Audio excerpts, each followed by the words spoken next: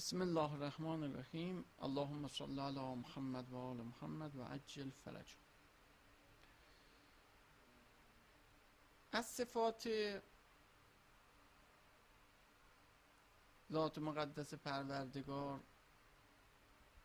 که قابل انفکاک از ذات مقدس نیستش، این که پروردگار عالم عادل. عدل انجام کار همونطور که شایسته و خلقت بر اساس عدل، مخلوقات پروردگار بر اساس عدل.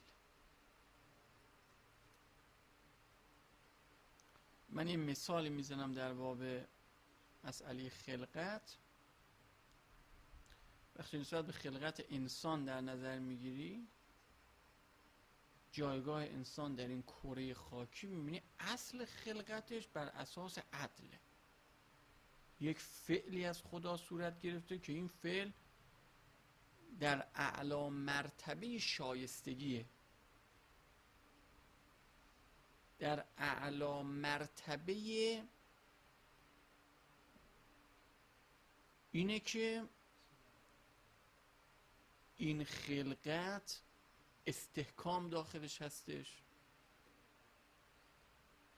از جهات مختلف کمبودی توش نیستش، اگه کمبودی هم هستش با امکاناتش قابل جمعه. میبینیم بعضی کمبودایی که ما تصور میکنیم خیره برای موجود، یا هرچی نسبت به علوم روز اینو به عنوان وسیله قرار بدیم در خلقت موجودات تأمل و تفکر بکنیم، به اینکه خلقت بر اساس عدله بیشتر میابیم. جعل قوانینی که چه در تکوین چه در تشریع پروردگار عالم کرده، این بر اساس عدله. گاهی اوقات در این خلقت عادلانه یک قوانین تکوینی قرار داده،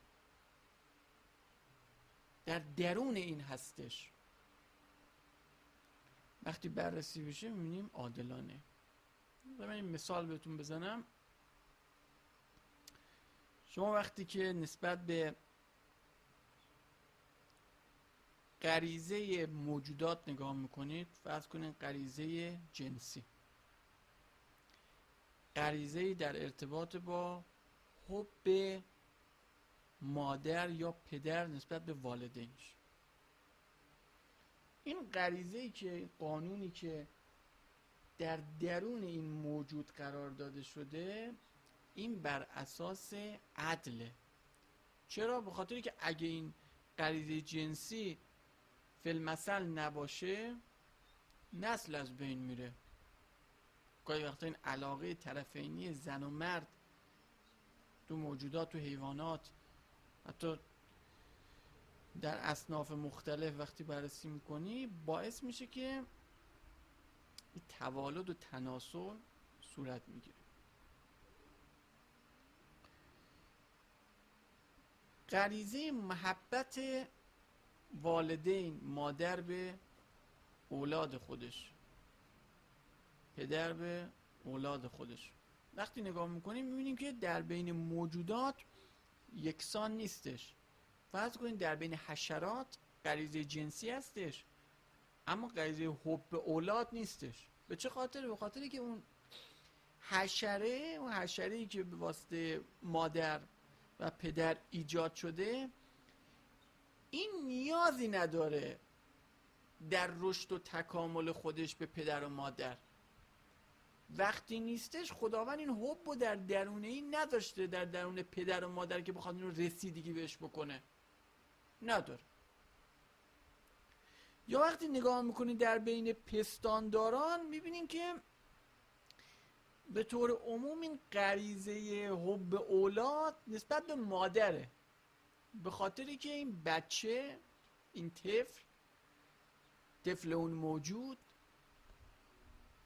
به خاطر اینکه بخواد رشد بکنه، تکامل پیدا بکنه، این نیازمند به مادره. پدر کارایی نداره اینجا، باید اینو شیرش بده. همون وقتی به یه سنی میرسه که بی‌نیاز از مادر میشه، اون مادر احساس خاصی دیگه نسبت به این بچه نداره. در مورد پرندگان وقتی نگاه میکنیم میبینیم که این حب اولاد معمولا هم تو مادره هم تو پدره، هم تو نره هم تو ماده. به خاطر اینکه برای رشد و تکامل اگه فقط این حب در درون مادر باشه، خب مسائل مختلفی هستش در مورد پرورش این جوجه. محافظت یک جهت، که برن غذا تهیه بکنن بیارن، چند تا جوجه‌ای که هستش، خب اینو در درون هم نر قرار داده هم ماده قرار داده. در مورد انسان میبینیم که چون موجودی کاملا اجتماعی هستش، اینطوری نیست که وقتی به یک حدی رسیدش که ولو نیازهاش از پدر و مادر برطرف شد دیگه هیچ احساسی نباشه. نه، این تا چون موجود اجتماعی این حالت باید باشه.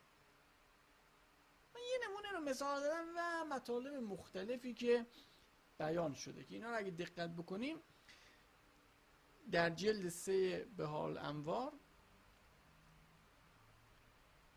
از شاگردان امام صادق علیه السلام به نام مفضله، این در 3 جلسه میاد محضر امام صادق علیه السلام، مطالب رو در باب همین قوانین عجیب در موجودات حضرت بیان میکنن که این کتاب هم خب اون قسمت استخراج شد و ترجمه هم به فارسی شده. پس اون چیزی که بر اساس عدله اصل خلقته، قوانینی که در این خلقت هستش، قوانین تکوینی، قوانین تشریعی هم همینطور نسبت به انسان که دارای عقل و شعور باشه، دارای تکلیف در ارتباط با اون معنا داشته باشه، قوانین هم عادلانه. یعنی نه خیلی قوانین اون چیزهایی که باید در ارتباط با خالق متعال انجام بدیم سسته، که فرض بکنید که هفته یه بار بریم در یه جا فقط یه صحبتی بکنیم و تموم بشه بره. نه اونقدر سنگینه. اگه گفته مثلا نماز، اون مقداری که مشخص کرده، نه گفته صبح تا شب نماز بخون، صبح تا شب کار انجام بده.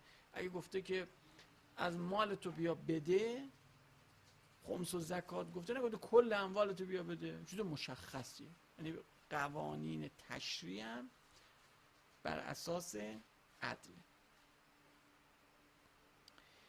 کیفرهایی که در دنیا و در آخرت هستش، این عادلانه. اینطوری نیستش که چنان اذیت بشه سر یک مسئله‌ای که هستش، یا نسبت به مسئله آخرت به یک وضعیت خاصی، اونم به تناسبه. رزقی که خداوند اعطا میکنه نسبت به موجودات، نسبت به گیاهان، نسبت به حیوانات، نسبت به انسان ها، این هم بر اساس عدله، به تناسب. و مسائل مختلف و شؤونات مخلوقات بر اساس عدله. به این اعتبار خالق متعال رو میگیم عادل است، یعنی ظالم نیست. ظلم ریشه در 3 جهت داره. موجودی که ظلم میکنه یا این جاهله، یا این عاجزه، یا عبثکاره. در مباحث قبل مطرح شدش که ذات مقدس متعال عالمه، به تمام جزئیات عالمه. عالم نسبت به افعال آینده ما، عالم نسبت به اون چیزی که به ذهن ما میگذره. پس یک ریشه ظلم به خاطر جهالت، نمیدونه طرف کاری رو انجام میده، این جهلش باعث ظلم میشه.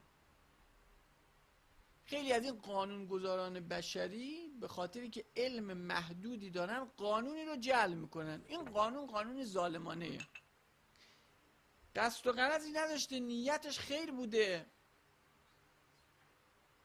اما چون علمش محیط نبوده نسبت به اون موضوع خاص، از جهت زاویه خاص به مسئله نگاه کرده، این قانونی ظالمانه شد. از عوامل دیگه ای که ظلم صورت میگیره مسئله عجز و ناتوانیه. نمیتونه جلوشو بگیره، ناتوانه، قدرت نداره، لذا ظلم میکنه. نمیتونه در مقابلش بایسته، ناجوان مردانه از پشت ضربه میزنه. یک جهتش به خاطر عجز. جهت بعدش هم جهت عبثکاری داره، یعنی کار بیهوده داره انجام میده که این با حکمت جور در نمیاد. قسمت اولی اینکه جاهل، یکی از ریشه هایی که عواملی که ظلم صورت میگیره جهله، که بحث شدش که ذات مقدس پروردگار عالم، علمی که حد و حدود نداره. یکی از ریشه های ظلم عجزه. گفته شد که ذات مقدس پروردگار قادره، قدرتش هم مطلق، بر هر چیزی قدرتش تعلق میگیره، بر هر ممکنی قدرتش تعلق میگیره. قسمت سوم میگیم ذات مقدس پروردگار کار عبث انجام نمیده، با حکمت جور در نمیاد. موجودی که عبث کار حکیم نیستش. پس چون چنین نیستش، پروردگار عالم عادل. این مطلب به این راحتیه، منتها بعد از اینکه مسئله عدل رو ما مطرح کردیم مواجه میشیم با یه سری شبهات که اینها رو نمیتونیم هضم کنیم، و چون نمیتونیم هضم کنیم ناخودآگاه خداوند رو محکوم میکنیم به ظلم. اما اگه این سه جهت برای ما روشن بشه که این مسائلی که در مورد عدل ذکر کردم در ذات مقدس نیستش، اگه یه چیزی دیدیم فکر کردیم ظالمانه، باید این روحیه در درون باشه که ما نمیفهمیم حکمتش چیه، بریم دنبالش. حالا یه نمونه من مثالایی میزنم که این شبهات معمولا مطرح هستش، جمعش با عدالت پروردگار چیه؟ اون سوالاتی که شما چند جلسه قبلا مطرح کردیم، در این قسمت ما رسیدگی میکنیم نسبت به اون سوالات. گرفتاری ها، رنج ها، ابتلاعاتی که در مورد بشر هستش، این با عدالت پروردگار چجوری جور میشه؟ این مریضی هایی که افرادی میبینن، یه بچه‌ای مریض میشه، این با عدالت پروردگار چجوری جمع میشه؟ مسائل مالی که افراد مبتلا میشن به اون، این با عدالت پروردگار چگونه جمع میشه؟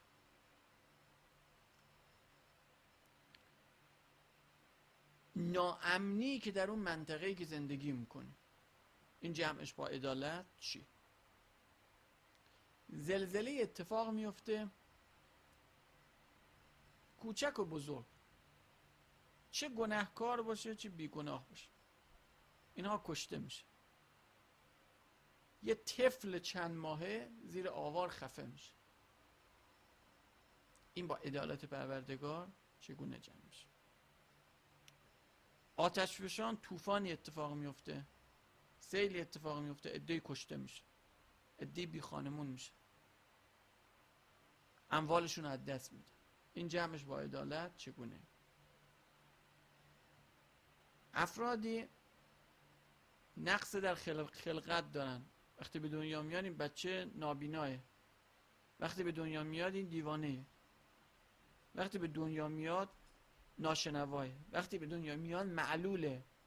این جمعش با عدالت پروردگار چگونه؟ تبعیضاتی که صورت میگیره. یکی اونقدر داره که نمیدونه اموالش رو جمع و جور بکنه و شمارشش رو نداره. یکی برای نون شبش محتاجه. یکی در کشور آفریقایی به خاطر یه تکه نون که بهش نرسیده میمیره. این با عدالت پروردگار چگونه جمع میشه؟ و سوالاتی که خب آقایون اگه هر کدوم به همین کیفیت بود میتونن در خلال عرایزم بعد پاسخ دادن بینا باز اونها رو مطرح بکنیم، خودش موضوعی میشه اونها رو پاسخ بده. یه مقدماتی رو باید ما قبل از اینکه پاسخ بدیم به این سری سوالات تو ذهن داشته باشیم که ما طلبی از خدا نداریم. این مشخص بشه. یعنی اینطوری نبوده که ما کاری برای خدا انجام میدیم که خدا باید کاری برای ما انجام بده. بله، از پروردگار عالم به حکم عقل ظلم و ستم صادر نباید بشه، بخاطر اینکه شأنیت این ذات اقتضای اینو میکنه. اما ما طلبی از خدا نداریم. این روشن بشه. مقدمه دوم وقتی نگاه میکنیم که اصل خلقت رحمت، خیره. میبینیم ذات مقدس خلق کرده، رزق داده، فضل و رحمت پروردگار رو در موجودات به طور کل داریم مشاهده میکنیم. در مورد انسان بالاخص این باید تو ذهنمون باشه که انسان مختاره، یعنی قدرت انتخاب داره، کار شر انجام بده، کار خیر انجام بده. انجام فعل و ترک فعل براش برابره. له ان یفعل له ان لا یفعل. این حالت در درون انسان هست. به وجدان هر کسی رو در درون خودش میابه. من اختیار دارم این کتاب رو بلند کنم و همون اختیار باعث میشه که اینو دوباره سر جای خودش بزنه. البته اختیار به طور مطلق نیست. در مواردی مسئله جبره که ما اینو جبر اختیار رو در جای خودش به تفصیل بیان میکنیم. اصل خلقت جبره. اینکه چه شکلی باشیم جبره. خب حالا میخوام این مسائل رو پاسخ بدیم.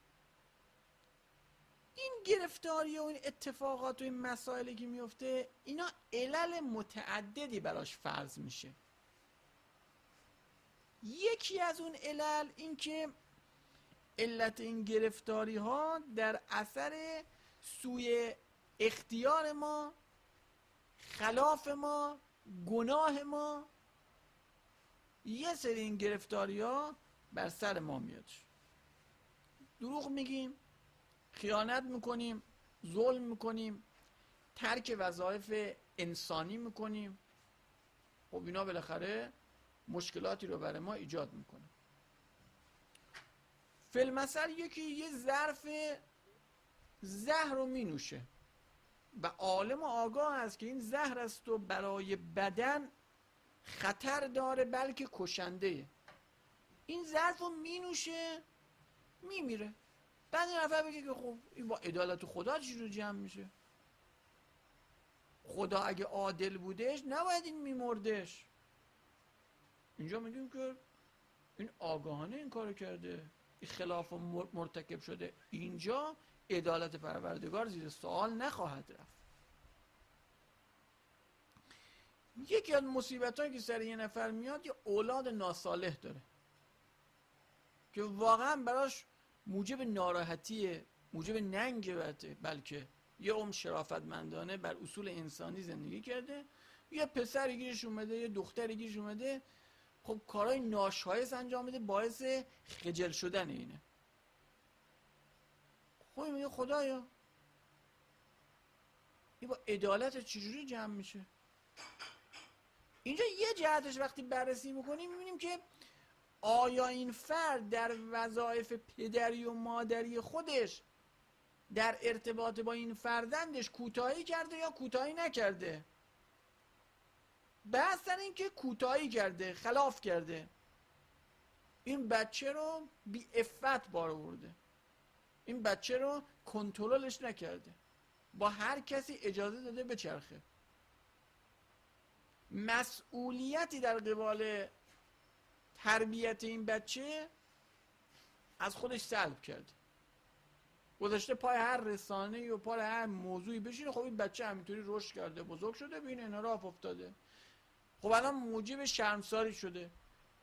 این میگه که خدا با عدالت چجوری میاد؟ میگه خودت تو تربیتش کوتاهی کرد. پس یک قسم از مسائلی که بر سر انسان میاد عاملش خودشه، و عاملش که خودشه نسبت به چیزایی که میدونسته خلافه، میدونسته نادرسته، میدونسته با اصول عقلانی جور در نمیاد، اما اونا رو انجام داده، گرفتار شده.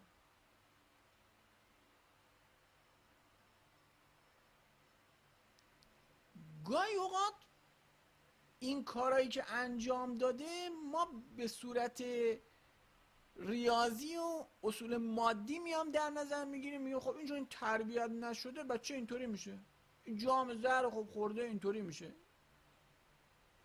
بعضی چیزا مکافات عمله، در جهات دیگه خلاف کرده، در جهات دیگه گرفتار میشه،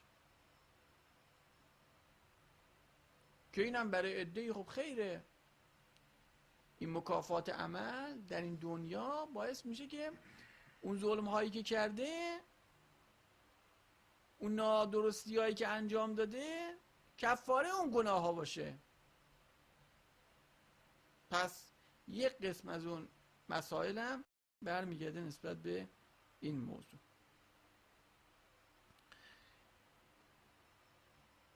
یک قسم دیگه از گرفتاری ها، مشکلات به خاطر در جهت آزمایش و امتحان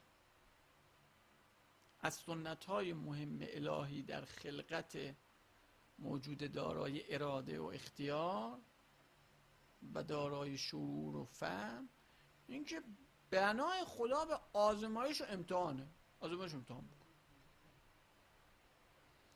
که این آزمایش از مهمترین وسایل تکامل و بروز استعدادهای انسانیه. در پرتو همین آزمایش چه فرد از آزمایش سربلند بیرون بیاد، چه شکست بخوره، هر دو در تکامل این فرد مؤثر.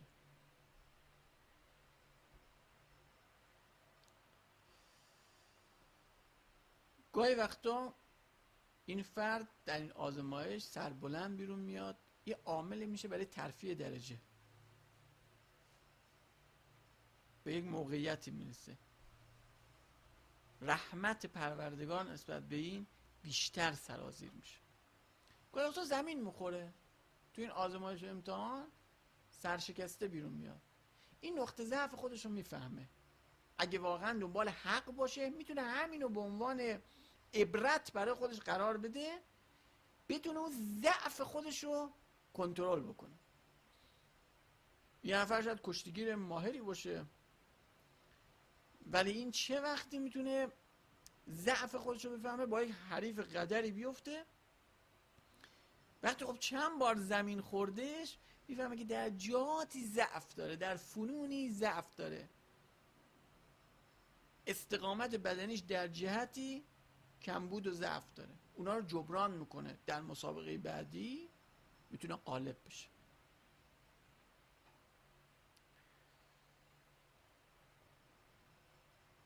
گاهی اوقات زمین میخوره، آزمایش میشه، امتحانی میشه، زمین میخوره، همین براش بیداری از خواب غفلت.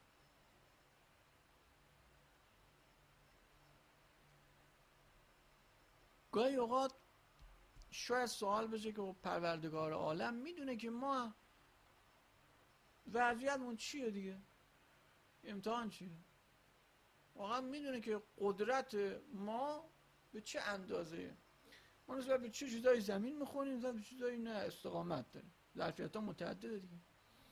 بله پروردگار میدونه، میخواد ما بفهمیم. نگاه گاهی اوقات ما یه عجبی در درونمون میگیره، ما اینطوری بشیم، ما اونطوری بشیم.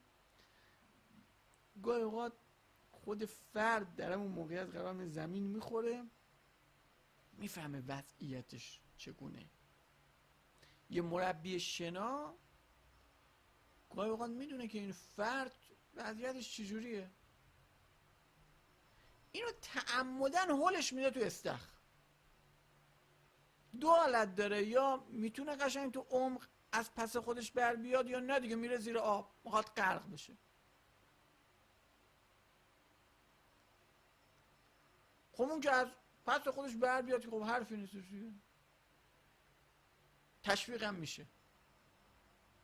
یعنی علاوه بر اینکه اون مربی میدونه جریان چیه، این کارو که انجام میده تشویقش هم میکنه. یه وقت میره زیر آب، وقتی میره زیر آب اون اصول ذهنی و اون باورهای ذهنی که برای خودش ساخته، من در هر موقعیتی باشه میتونم از پسش بر بیام، اونجا میفهمه که نه، هنوز ضعیفه، باید کار کنه.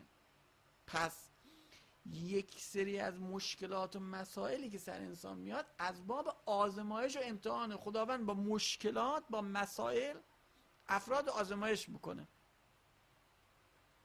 داغ اولاد، داغ پدر و مادر، این از باب یک جهتش آزمایش، امتحان.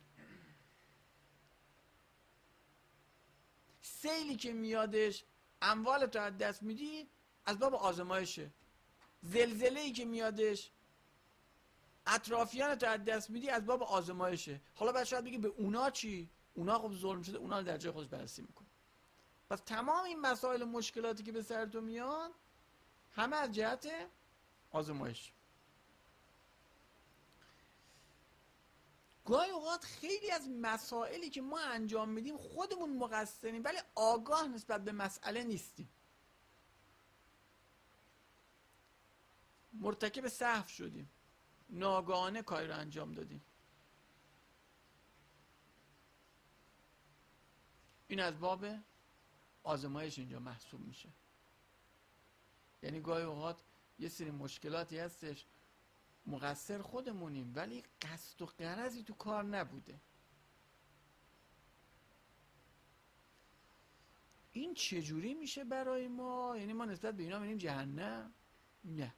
گاهی اوقات خیلی اموری هست باید بری علمش رو یاد بگیری، شما علمش رو یاد نگرفتی، مرتکب یه خلافایی شدی، بله اونجا مقصری. گاهی تو نه قاصری نسبت به اموری، زحمت هم کشیدی نرسیدی نسبت به مسئله، چون ناآگاه بودی به مشکلاتی افتادی، مبتلا شدی. این هم برای شما امتحان محسوب میشه. یه سری از مسائلی که ذکر شد عامل و علتش رعایت نشدن قوانین طبیعی و مقررات خلقت. بالاخره این عالم، خداوند عالم رو بر اساس اصولی و سنت‌هایی برپا کرده. آتش سوزنده بنا نیست آتش خنک بکنه. باید قوانین خلقت رو باید ما بدونیم. اگه رعایت نکنیم مشکلاتی که سرمون میاد پای خودمونه، این قوانین رعایت نشد. گاهی اوقات این قوانین رو رعایت نمی‌کنیم به عمد. اصلا میفهمیم قانون خلقتیه، به عمد این رو رعایت نمی‌کنیم. گاهی وقتا نه، عمد نیستش، ناگهانه، سهویه. اگه به عمد باشه قوانین رعایت نکنیم، خب فرض بکنید که شما خلافکاری، فلان چیز برای فلان قرص، فلان دارو برای بدن شما ضرر داره، اینو خود آگاه هستی، اینو استفاده میکنی برای یه شهوت و برای یک حس خاصی که هستش، خب تو خلافکاری. میدونی این برای تو سنت چیه در ارتباط با سلامتی و بدن تو، رعایت نکرد. نه، سهوی انجام شده، اون چیزی که سهوی انجام شده و قوانین خلقتی رعایت نشده، این باید برایش از باب آزمایش و امتحان محسوب میشه. خیلی از بیماری‌ها شما فکر نمی‌کنین فلان مواد غذایی مشکل داره، واقعا اینو استفاده می‌کنی مریض میشی. این برای شما از باب امتحان میشه. خیلی از نقص عضوها، خیلی از تصادفایی که صورت میگیره، اینا برمیگرده به همین رعایت نشدن مقررات طبیعی. از عوامل دیگه ای که باعث این مسائل و گرفتاری ها میشه از باب مصلحت افراده. گاهی اوقات میبینی وضعیت مالی درستی نداری، هی از خدا میخوای، رزقت زیاد نمیشه، بنا نیست رزقت زیاد بشه. این اونقدر تو بنیه نداری، قدرت روحی نداری، میگه اگه خدا بدم همین مقدار تکاملت هم از دست میدی، همون مقداری که منو عبادت میکنی همون رو از دست میدی. لذا یه جهت از کمبودهایی که هستش از باب مصلحت من. یه علت دیگه سوء استفاده بعضی از سنت مهلت، یعنی بنا نیستش که ما دروغ که گفتیم خداوند ما رو لال بکنه، به چیزی که نباید نگاه بکنیم نگاه کردیم خداوند ما رو کور بکنه، استراق سم بکنیم چیز نادرست بشنویم خداوند ما رو کر بکنه، با این دستمون به کسی ظلم کردیم این دست فلج بشه. سنت مهلت، سیستم اینه، خلقت اینه، پروژه اینه. حالا افرادی هستن از این باب که خب حکمتی هم توش هستش که خب در جای خودش باید بررسی بشه. سنت مهلت توش حکمتیه، چون بنا که امتحان ما 100 سال 70 سال عمر بکنی آخر مؤاخذه بشی، اینجا کلا یه برگ امتحانی حساب میشه برای اون عالم. عده‌ای از این سنت مهلت رو استفاده میکنن. گاهی اوقات میبینی که افرادی در آفریقا هستن برای نون شبشون موندن، با اینکه آفریقا مرکزی معادن طلا و جواهرات و مسائل کشاورزی، عده‌ای زورگو اومدن حق اینا رو خوردن، رزق اینا رو ازشون گرفتن، غصب کردن. اینجا از باب سنت مهلته. اگه 2 نفر یکی رو بگیرن بندازن تو اتاق بگن این باید از گرسنگی بمیره و میمیره، اینجا عدالت خدا زیر سوال نمیره.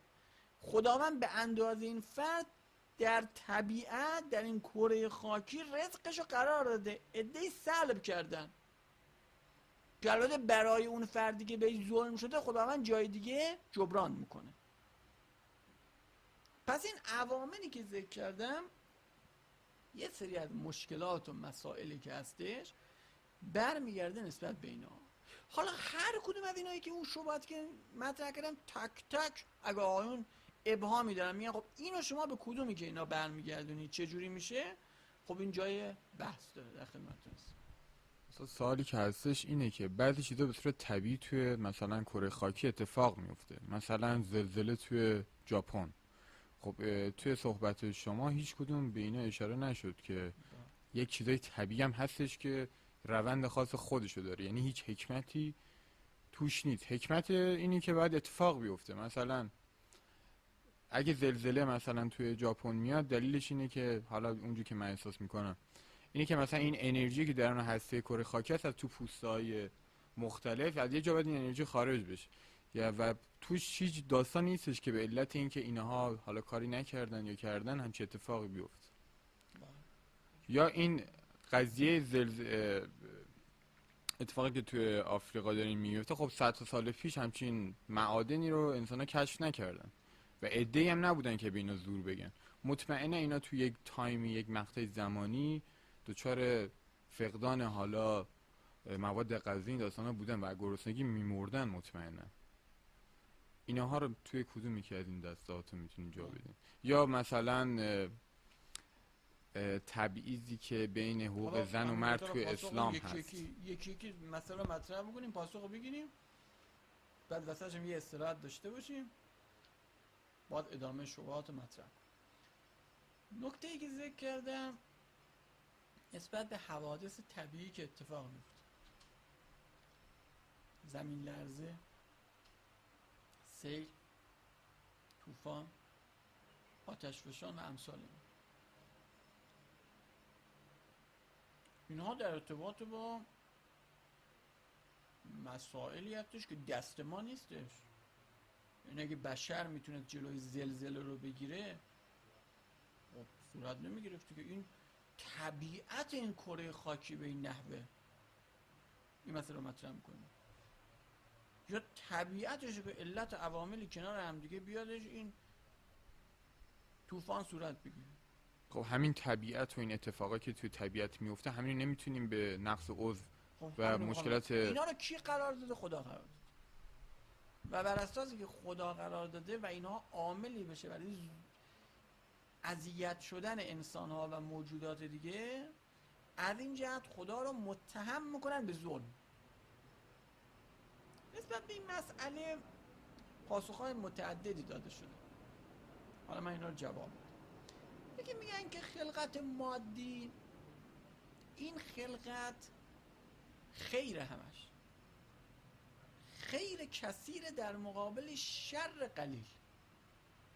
میگن طبیعتش، طبیعت مادی این که بالاخره یه سری آفتایی داره برای افرادی، اینا رو نمیشه کار کرد مگه اینکه خلقت مادی نباشه. اگه خلقت مادی باشه، یه سری آفتایی برای موجودات مادی داره. پس خلقت به طور کلی خیره، اما مواردی پیدا میشه از باب حفظ اون خیر بودن که آفتها و ضررهایی رو بزنه نسبت به اون. از جمله مثالی که زدیم اینو مطرح کردن دانشمندان، میگن این زلزله اگه صورت نگیره ولو که به کشته شدن چند هزار نفر باشه، این باعث میشه کل کره زمین منهدم میشه، از بین میره. و خب این زلزله صورت نگیره، کره خاکی از بین میره که خب شرش به تعبیری بیشتره، که آفتش بیشتره نسبت به موجودات دیگه. بعد برای حفظ و بقای این کره خاکی مجبوره که طبیعت اقتضا میکنه که باید این سری مسائل باشه. بعد میگن اینجا قدرت خدا تعلق نمیگیره، میگن اینجا یعنی طبیعت مادی اینطوریه، نمیشه کارش کرد.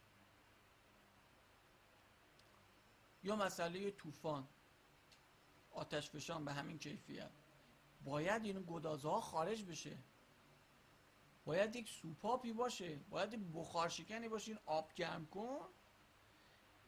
اگه بخار شکنی نداشته باشه منفجر میشه. خیلی از این مسائل در حکم بخار شکن برای بقای این کره خاکی و بقای موجودات دیگه. خب اینجا قدرت خدا زیر سوال نمیره؟ اینجا دو بحث مطرح میشه. اینجا یه عده گفتن قدرت تعلق نمیگیره، یعنی گفتن طبیعت این موجود مادی اینه که باید اینطوری باشه. یه عده گفتن نه، حکمت پروردگار اینطوری، قدرت تعلق میگیره، میتونه جلوشو بگیره، نمیخواد بگیره از جهاتی. اما در جواب میگیم که این که خداوند میتونه یه کره رو ایجاد بکنه که مشروط نباشه به زمین لرزه، تغییراتی بده، امکانش هست. اینکه طوفانی در کار نباشه، امکانش هست. آتش فشانی در کار نباشه، سیلی در کار نباشه، امکانش هست. پس قدرت تعلق میگیره، اما حکمت اینه که این مسائل باشه. خب در نگاه برون دینی وقتی نگاه بکنیم میگیم که بله، خداوند بدون هیچ علتی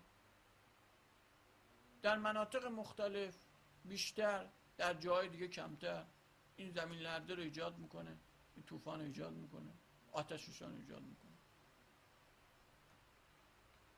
عده‌ای کشته میشن. بشه میگه مگه عمر افراد اندازه این نداره؟ مخدتون گرفت. حالا توضیح میدم، نمیخوام اینطوری جواب بدم.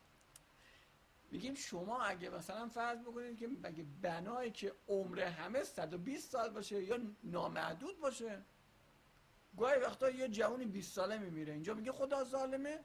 مریض میشه میمیره. یکی 70 سال، یکی 120 سال، متعدد میشه دیگه. خب اونا فرض کنید میگین که در نگاه درون دینی عمرش تموم شده، اسرائیل میاد جونشو میگیره، فرض کنید به طور طبیعی هم میبینه، مرگای مفاجات هم نیستش، ناگهانی هم نیست. حالا بنا شده خداوند به اینا اینقدر عمر بده بمیرن. اون فرض بکنین در نگاه درون دینش یک اسرائیل میاد روح میکشه بیرون، حرفی نیستش. اینجا به چه واسطه این آوا رو سرش خراب میشه، جونش گرفته میشه. خداوند میخواد عمر اینا رو اینقدر قرار بده. چطور همینجور که شما اگه عمر یه نفر 30 سال باشه نمیگه خداوند ظلم کرده؟ چرا؟ چون بگی که اون که 50 سال چرا اینقدر متفاوت بوده؟ میگه عمرش بوده دیگه. چون هر عمری رو ما فرض بکنیم بالاترش هستش. باید به نامحدود برسیم. پروژه همین نیست که نامحدود باشه. چرا؟ جریان بعد مرگ هستش. اینجا یه پله، اینجا یه عالمه. فقط در یه عالم خداوند گاهی تا سلام میدونه یه روز یه نفر باشه، یه نفر 200 سال باشه و بر اساس اون مقدار عمری که داده مؤاخذه میکنه، حساب کتاب میکنه، عادلانه مؤاخذه میشه دیگه. خب پس یه جهتش میشه این. اصلا خداوند تعمدن، میخوام بگم اگه همچین مسئله رو ما شوق دیگه رو بررسی نکنیم، خیلی سریع حرف بزنم. اگه خداوند اصلا میخواد یه عده‌ای بمیرن، کشته بشن، اونقدر نمیخواد بیشتر بشه عمر بده. اینجا گیریه به خدا؟ عدالت پروردگار میره زیر سوال؟ خیلی این نکته. چرا؟ بدون این عدالتی که مثلا من 20 سال عمر کنم، مثلا آقا میرم 50 سال، اونو میگم. خب من ولی همین الان اینو فلوس حالا میونه کلام تو، من قبل همین، یعنی دقیقاً جلسه قبل ما توی راه که داشتیم آقا شاهین میرفتیم، من رفتم چند روز با بچه‌ها داشتیم بحث می‌کردیم، رفتم توی اینترنت یک سرچی کردم. حالا اینم شما نگفتین، یک سری حکمتایی هم داره دیگه. مثلا این که نه، من میخوام دست پایین جواب بدم، میخوام اینو بگیرم، بعد حرفای دیگه هست در این ارتباط. میخوام بگم اگه جریان این باشه، عمر افراد اینطوری باشه، خدا میخواد یک گروه، یه طایفه زلزله‌ای که بیاد اینا بمیرن، واقعا عمرشون تموم بشه. این نکته که شون اشاره کردن، خب این شاید عادلانه نباشه. یه نفر 20 سال عمر بکنه، یه نفر 120 سال عمر بکنه. این تبعیض نیستش؟ این عدالت خدا رو نقض نمیکنه؟ در جواب میگیم که اون وقتیه که عالم دیگه ای در کار نباشه.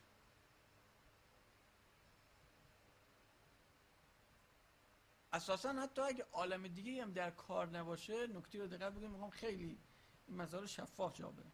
فرض بکنید اصلا فرض میشه یا عالم دیگه در کاره یا عالم دیگه در کار نیست. عالمی در کار نیست، خب همونطور که حیاتو داده میخواد حیاتو بگیره.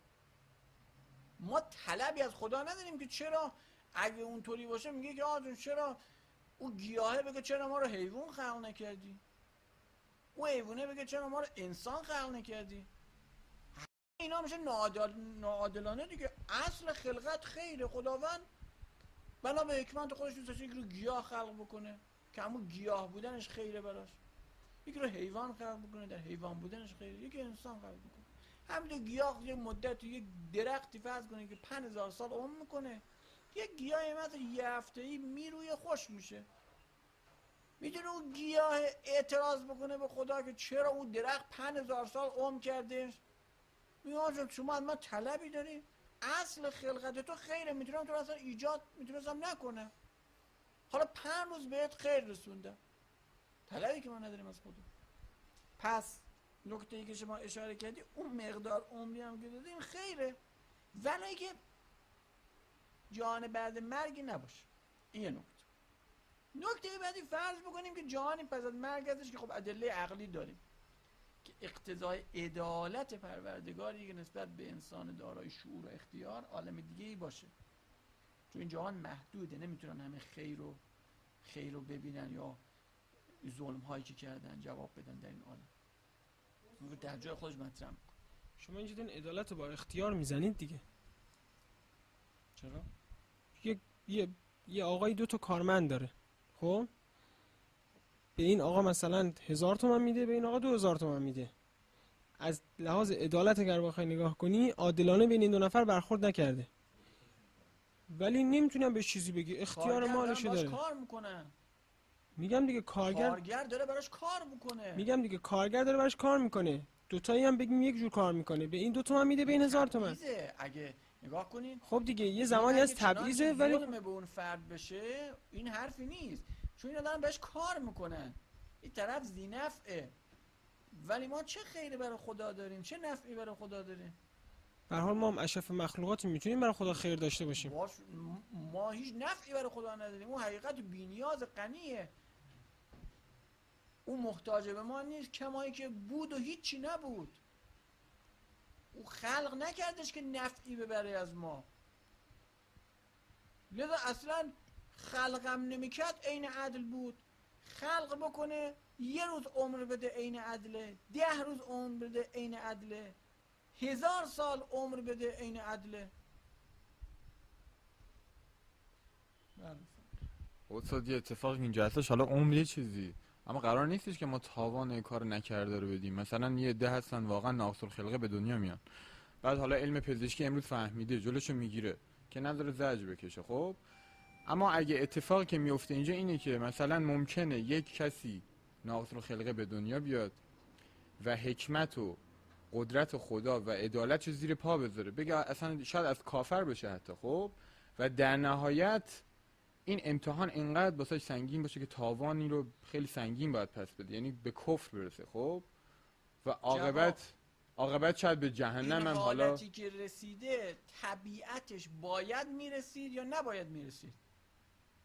یعنی اون زجری که کشیده براش قابل تحمل بوده یا نبوده؟ مطمئنا نبوده که نتونسته درکش بکنه. نبوده، این جهنم نمیره، این عذاب نمیشه. خب چه نتیجه‌ای داشت؟ چه نتیجه خوشایندی واسه این داشت؟ چون چرا؟ فرض میکنم که این حالتی که داشته دور از طاقت این شی بوده، این به هر جا رسید. اتفاقا بعضا اون زجرایی که کشیده جای دیگه خیر و ثوابی میبینه. خب وقتی به کفر برسه چه چیز خوبی داره؟ چه نتیجه خوبی داره؟ خب همینو جواب میدیم دیگه. فرض این بودش که این فرد طاقتشو نداشته، یعنی خداوند اینو در شرایطی قرار داده که این طاقتشو نداره، که فرض چنین شرایطی اولا نسبت به ذات مقدس محاله. میگیم خداوند اینو در شرایطی قرار نمیده که بخواد به اونجا برسه. حالا فرض بکنیم رسید، ولی به کفر هم انجامید، این عالم دیگه در کاره، خداوند جای دیگه جبران میکنه، او کفرشو بهش پاداش میده. اگه واقعا همچین چیزی باشه که شما داری میگی، یعنی دور از طاقت فرد باشه. نه، یه وقت میتونه تحمل بکنه، میتونه صبر بکنه، نمیخواد این کارو بکنه، اون بحث دیگه ای. پس نکته‌ای که گفتم، یه وقت ما این مسئله رو، تغییر عمر و تفاوت عمر رو از این جهت نگاه میکنیم که عالم دیگه ای در کار نیستش. میگه ما طلبی نسبت به خدا نداریم، اصل نعمت وجود خیره، به یکی 1 ساعت داده، به یکی 120 سال داده. نکته دومی که با توجه به جهان پس از مرگ نگاه میکنیم. استاد این میونه کلامتون یعنی رسیدن به کفر پاداش داره. اگه واقعا این جایی که این چیزی که شما دارین میگی مجبور باشه نسبت به این مسئله، مجبور باشه کافر بشه، حداقلش اینه که هیچ مجازات و عقوبتی برای این فرد نیستش اگه مجبور باشه به این جهت برسه، یعنی دور از طاقتش باشه که نیست. ما از مباحثی هستش در ارتباط با عدل الهی میگیم خداوند متعال افراد رو تو شرایط قرار نمیده که دور از طاقتشون باشه، که این در جای خودش حالا باید بحث بشه، اینا باید کاملا واکاوی بشه، ببینیم به کجا مطمئنا خیلی میرسه خودکشی کردن به علت مشکلاتی که داشتن. اونو این نشون مطرح میده که می‌کنیم. نتونسته یه تحمل عاملی کنه. مسئله خودکشی هم بررسی میکنیم ما.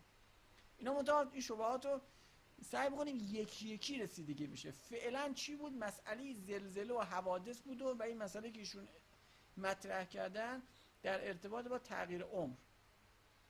گفتم اینو از 2 جهت بررسی میکنیم، یکی عالمی هست یکی نیست. عالمی نیست،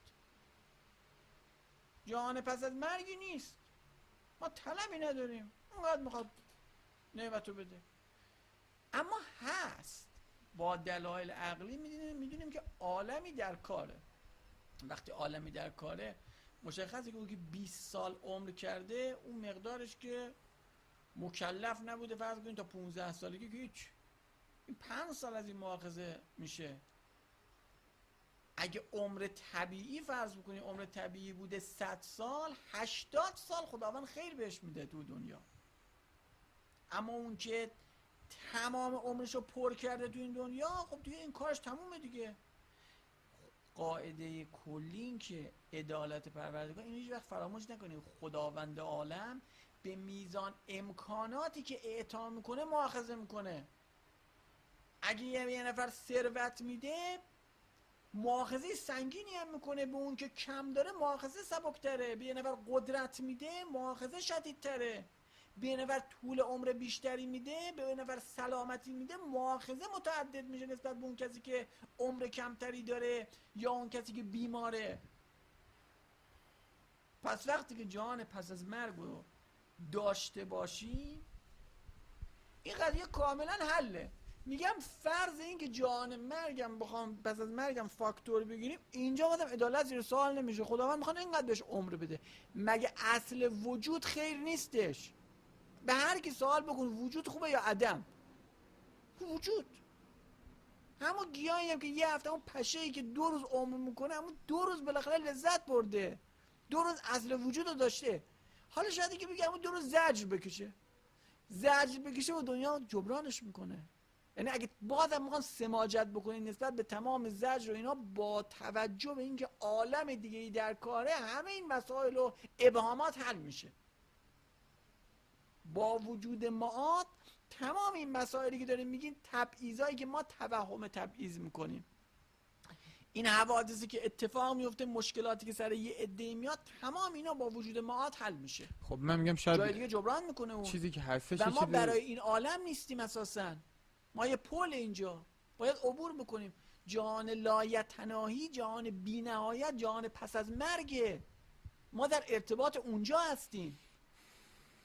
نه من چیزی که دارم میگم مثلا اگه زلزله میاد به دلیل اینکه کره خاکی باید پایدار بمونه، حالا نسبت به علم زمین شناسی این داستانا، یه چیزی که باید پیش بیاد، یعنی یه اتفاقی که طبیعت اینو ایجاد میکنه. خب میگم این مشکلات مثلا ناقص الخلقی و این داستانا، اینم همینه، میتونیم به این ربطش بدیم. یعنی یه اتفاق، یه چیزی که خدا توی اون خداوند به جبر قرار داده، یه اتفاقی که خداوند توش دخیل نبوده. نه خداوند قرار داده. زمین لرزه رو کی قرار داده؟ خدا قرار داده.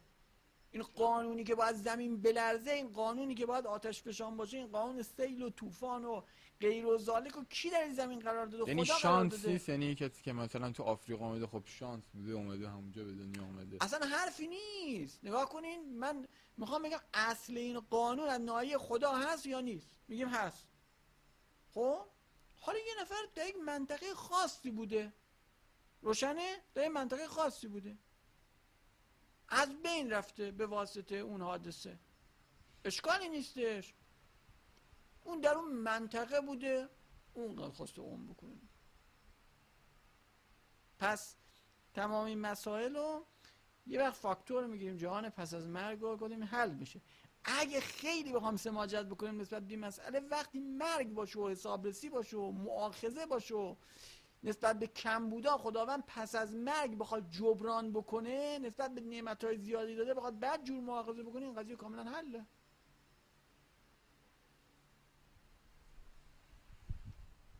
آقا مگه شما نمیفهمید که بس اینکه خدا داره به جبر خلاصه میآفرینه، ما هیچ اختیاری نداریم در اینکه میخوایم آفریده بشیم یا نه؟ این جبر خودش یک نوع ظلم نیست مگه؟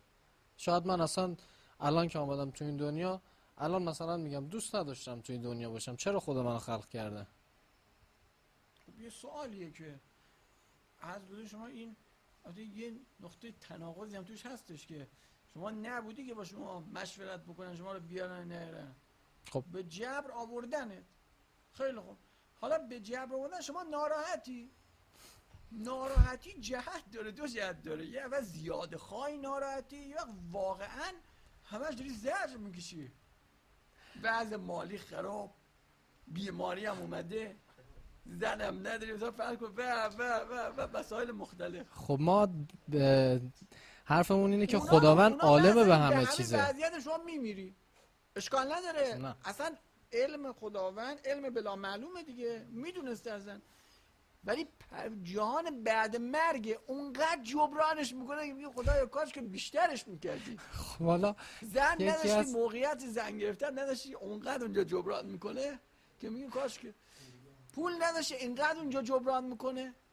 امنیت نداشتی، جای دیگه جبران میکنه. چون به خاطر که عواملیه که شما مقصر نیستی، شما نخواستی، یعنی شما اشتباهاتی نکردی. پس تمام کسایی که آقا میشه گفت خودکشی میکنن حق دارن که خودکشی میکنن.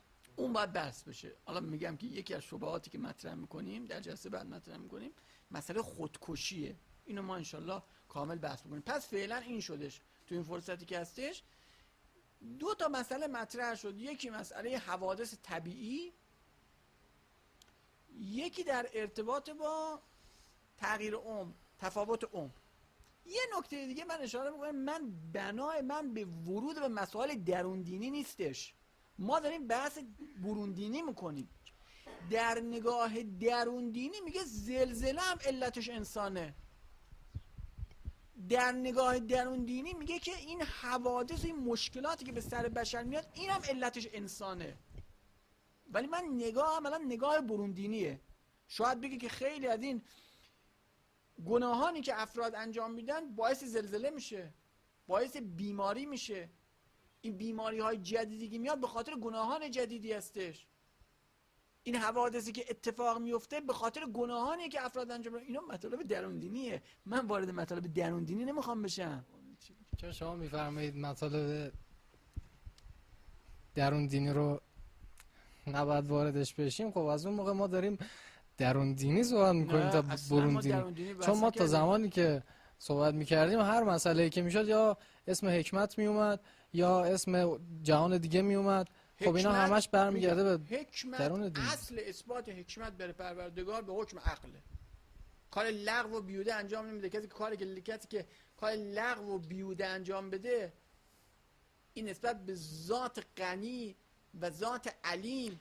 خب ما داریم میبینیم که متعارض داره داره. کارهای خلاف اون چیز. خب دیگه ما یه سری اصولی رو به عقل بهش رسیدیم که اگه شما اون حرفا رو بخوای بزنی، ما گفتیم ما قبل از اینکه وارد این شبهات بشیم به دلیل عقل باید خدا عادل باشه. به خاطر که اگه عادل نباشه میشه ظالم. ظلم ریشش به جهل برمیگرده، به ضعف و عجز برمیگرده، به عبثکاری و اینها نسبت به اون حقیقت غنی محض و واجب الوجود تعارض داره.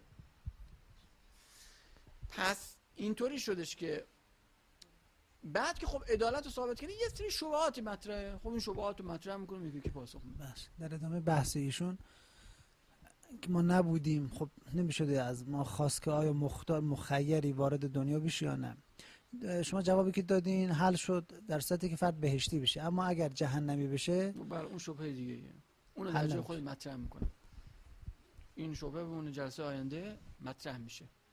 پس فعلا این چیزی که شما مطرح شد اینه. میخوام میگم که این همه این حرفایی که زدم مطالب برون دینی درون دینی. اصل معاد ما با عقل اثبات میکنیم، اصل عدالت رو با عقل ثابت میکنیم. حالا میگیم اگه اینجا کمبودایی باشه خداوند دنیا جبران میکنه، حرفیه؟